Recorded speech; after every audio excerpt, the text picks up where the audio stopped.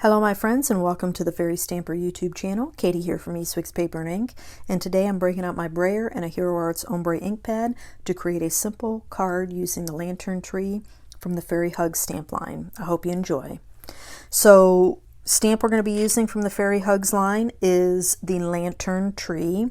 It's a really pretty, very detailed, simple stamp that I really like because it covers a good portion of the A2 size card front. I'm going to be using a piece of Bristol smooth paper. I've got the Tide Pool and Navy Ombre ink pad from Hero Arts.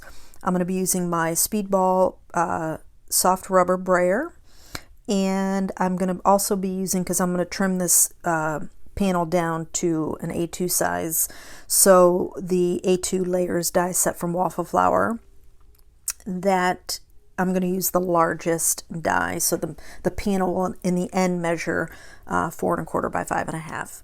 Then I've got my Greetery sentiment starters die set that I'm going to be pulling a couple of these sentiments from.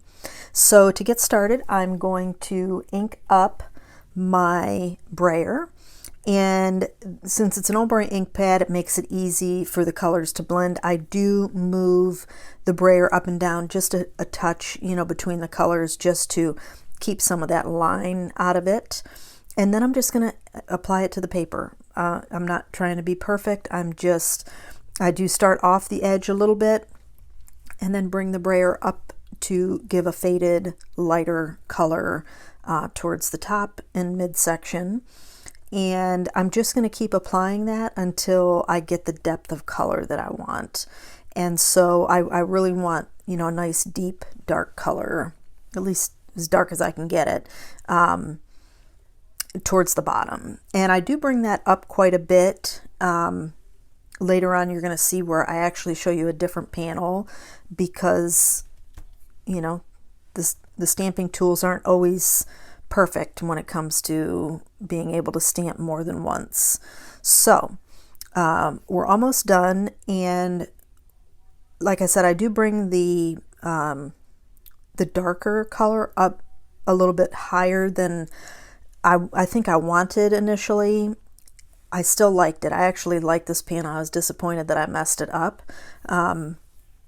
because I didn't bring the darkness up quite as much in the second panel, and you'll see that here in just a second.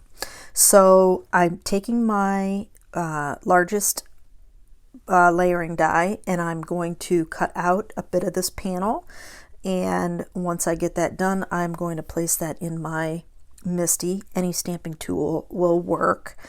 And I end up pulling out my creative corners to bring the edge up a little bit, and I also move it over to the right side. I do take the top creative corner out because the stamp actually goes off and over the top of that a little bit, and so I want to make sure I got a good impression there, so I did take that away. And once I get that all lined up, what I didn't do was really make sure where my creative corner was and make a mental note of lining it back up in the event that I needed to double stamp, which I generally, especially with silhouette stamps, I generally double stamp. And I did attempt to do that here, but it just didn't work very well. So here's the first stamping. The center part is where I messed up. And if I had known that it didn't ink up as well in the center, I could have, because the stamp lifts the paper up, because it was a new stamp. I really should have done a dummy stamp just to get the stamp primed, but I didn't even think about it. So this was my dummy stamp. So here I show you that I was going to try to line it up. But so here's the left with the one panel, and you can see where I just did another blended ink panel, and you see where I didn't come up quite as high. And I like both panels, and that's the thing about brayering and stuff. You're never going to get the same twice necessarily. I mean, unless you're really perfect. So here, just inking it up again, and I actually got a good first impression with my VersaFine Clear the first time.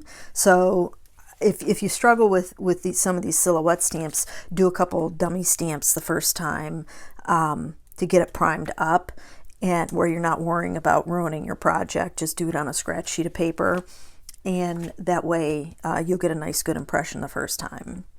So using a piece of Neenah Classic Crest 110 pound heavyweight cardstock, I'm going to use that as my card base. It is A2 size, and so that I cut at 5.5 on the 11-inch side, so it's 8.5 by 5.5, scored at 4 1/4. And the cardstock I'm showing there, I picked up at Walmart, is just a white glitter paper that you can put it through your printer, but I bought it to die cut to use for my sentiments. And the sentiments I put together offline, it says just a note. And so there's 2 layers of a heavy, actually the Bristol. I used the piece that I messed up on it and die cut that. And then I just put a piece of the die cut of the glitter, the white glitter paper over top. So there's 3 layers total to give these sentiments some depth.